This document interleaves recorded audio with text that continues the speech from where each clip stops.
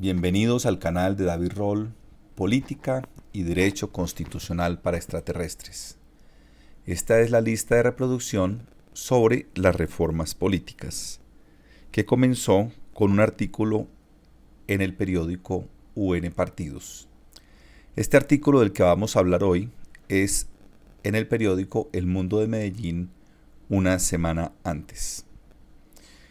Es sobre las reformas políticas. Por favor, suscríbase al canal y si cree que este video le puede servir a alguien, por favor envíeselo. En este artículo digo yo en la introducción que en mi más reciente libro Reforma Política Ya había expresado claramente el pensamiento de cómo debía adelantarse una reforma política para que tuviera éxito en su aprobación, en su puesta en marcha y en su aceptación social. Decía que esa misma semana el Congreso iba a tener que analizar unas reformas políticas importantes. Mencionaba en este artículo solamente una de ellas, que era la del Partido Liberal, en la que se creaban nuevas instancias de decisión sobre temas electorales, pero que también había un código electoral, que es una anhelada unificación que se esperaba, que iba a tener que ser estudiado. En este artículo no hablo de los otros proyectos. Si a usted le interesan los otros proyectos, vaya al video anterior sobre la reforma política en esta misma lista de reproducción. Pero sobre esto decía yo que son dos esfuerzos importantes que yo prefiero no juzgar anticipadamente y que, como suelo decir en este canal de YouTube, mencionaba en el artículo, yo prefiero siempre que el propio ciudadano sea el que opine de acuerdo con unos criterios que esas dos ciencias ofrecen para que no se deje engañar, pues por la multitud de opinadores que esa tecnología nueva nos ha traído.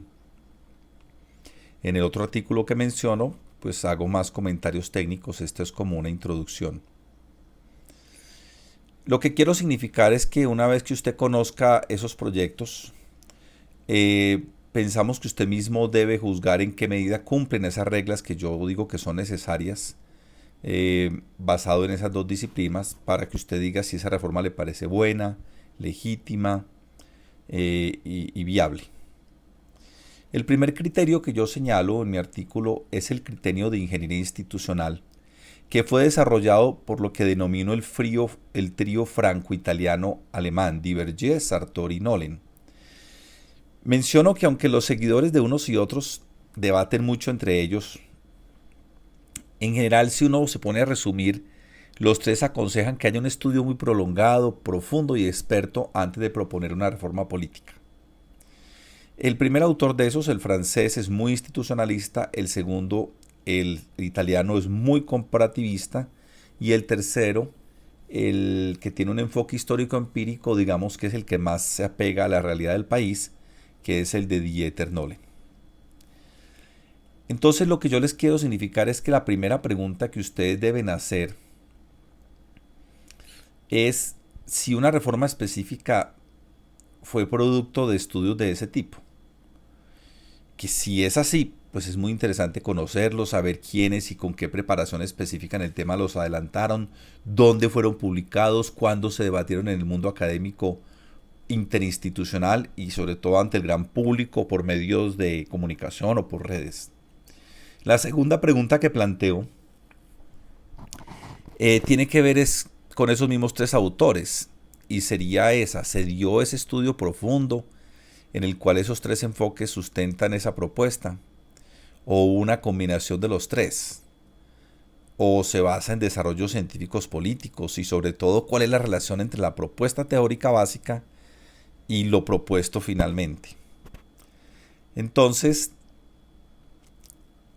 ¿cuál es el enfoque? ¿Es un enfoque institucionalista? ¿Es un enfoque comparativista? ¿Es un enfoque aplicado al país?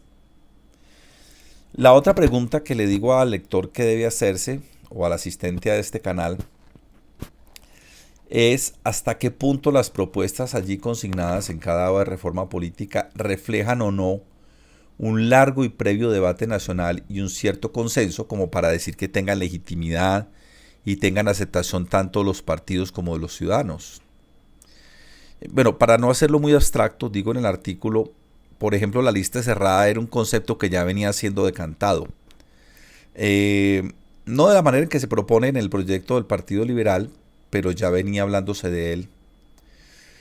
Mientras que la idea de los nuevos tribunales, si bien se había mencionado, había tenido un rechazo muy amplio. Eh, por lo cual uno diría que ese tema tendría menos aceptación y menos posibilidades de aprobación y de beneplácito ciudadano, tanto experto como no experto. Menciona igualmente que tampoco queda claro quién va a perder competencias y por qué debe perderlas, cómo se instalarían, si se va a afectar la descentralización o cómo se instalarían esas competencias, esos nuevos tribunales, y si se va para esas competencias y se va a afectar o no la descentralización o a concentrar demasiado el poder. Son preguntas que habría que hacer exactamente sobre el proyecto del Partido Liberal. De los otros proyectos hablamos en el otro artículo. Una cuarta pregunta, y que es esencial para el proyecto de código electoral, del que hablamos en esta ocasión únicamente, es si lo propuesto es una reorganización técnica necesaria y esperada de unas normas que no afectan el poder político, o por lo menos no lo afectan mayormente, o si por el contrario se trata de todo un replanteamiento de las reglas del juego.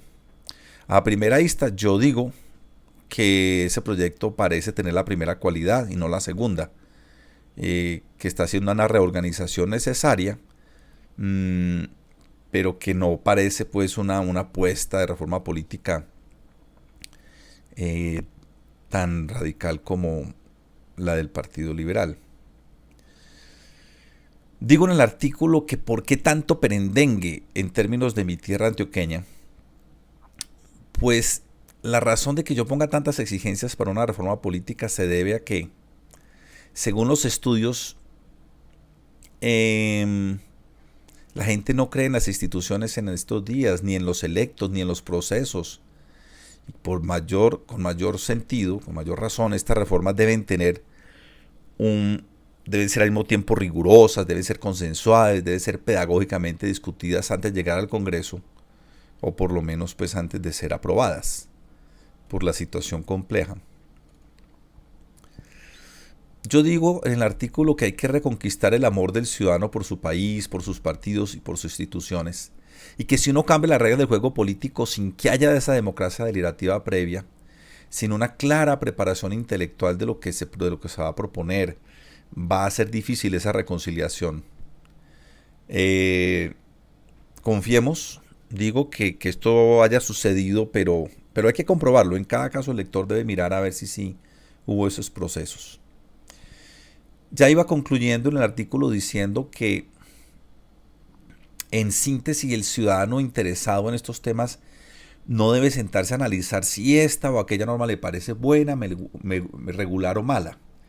El ciudadano debe mirar todo el proceso de decantación que dio lugar a las propuestas, pedir que se haga público y después sí juzgar, pero analizando ese recorrido, si puede presumirse que esas propuestas van a tener más aciertos que errores. Porque el ciudadano no está tan en capacidad de saber si una cosa es buena o mala, incluso siendo medianamente experto. De todos modos, digo que para los expertos en estos temas siempre es mejor un proyecto de tipo técnico que surja de los debates entre organismos del Estado, de un logro consensuado escalonado que da lugar a esa propuesta, previo, por supuesto, el debate académico, el debate experto, que es evidentemente necesario. Si fue así, afirmo, tendrá éxito en su contenido y en su aplicación. Pero si es solo una voz institucional, va a tener dificultades en ambos sentidos. Insisto en que este dato será bueno saberlo para dar un veredicto. Es decir, qué tanta fue la intensidad de la colaboración institucional, si hubo diálogo abierto y continuado. Yo conocía ya el proyecto de registraduría, ellos mismos me lo enviaron, pero el del Partido Liberal lo vine a conocer ya cuando fue publicado. En cuanto a los proyectos que surgen de partidos políticos, aquí estoy hablando del Partido Liberal, pero en el otro artículo hablamos del de la oposición y otro interpartidista.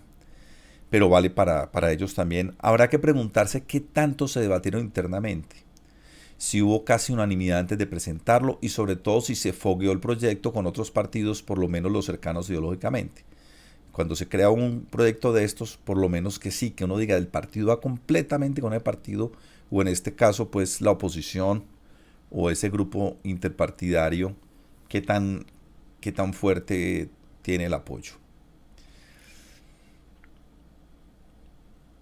Yo afirmo que todo lo anterior conducirá a saber si hay unos preconsensos adecuados para su aprobación y si hay un buen ambiente o si, como sucedió a finales del siglo pasado, se va a volver un Frankenstein, como pasó con el proyecto Pastrana, o se va a hundir por motivos políticos en el primer debate, como le sucedió al proyecto Samper, o si va a tener la suerte del proyecto del 2003, que dio lugar a la reforma del 2003, que no solamente fue aprobada exitosamente, sino que ayudó a transformar el sistema de partidos de manera positiva. La conclusión mía es la siguiente.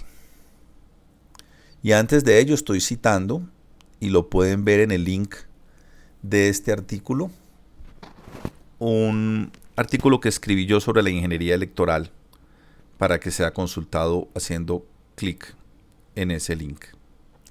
La conclusión es la siguiente. Bienvenidas entonces estas propuestas de reformas políticas, aunque algunos hubiéramos preferido que surgieran como producto de un gran diálogo nacional, como el que sugerí en mi libro. Pero aún sin este requisito, un tanto idealista, pueden ser acertadas, llegar a ser aprobados y modernizar la política colombiana.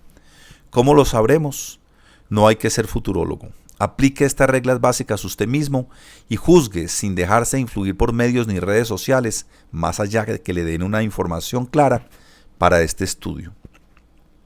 En síntesis, no importa tanto su contenido por ahora, sino no tener claro cuál fue el proceso intelectual que dio lugar a la elaboración de estos proyectos y saber si sobre los temas delicados que afectan la participación política y el juego de poder hay o no consensos logrados previamente, no solo a nivel académico y experto, sino también entre los partidos políticos y las organizaciones de la sociedad civil que se ocupan de estos asuntos.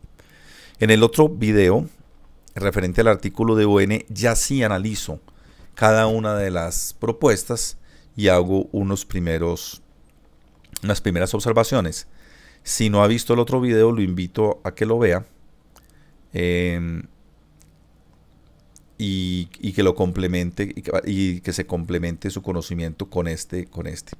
En los videos sucesivos vamos a estar hablando del libro Reforma Política Ya y de algunas conclusiones que hemos tenido sobre estos temas para que los lectores lo puedan entender en nuestro contexto de política para extraterrestres, o sea que lo trataremos de explicar de manera que sea entendido no solamente por expertos, sino por el ciudadano común. Este es el canal de David Roll, Política y Derecho Constitucional para Extraterrestres. Los invitamos a suscribirse y a ver los siguientes videos sobre este tema.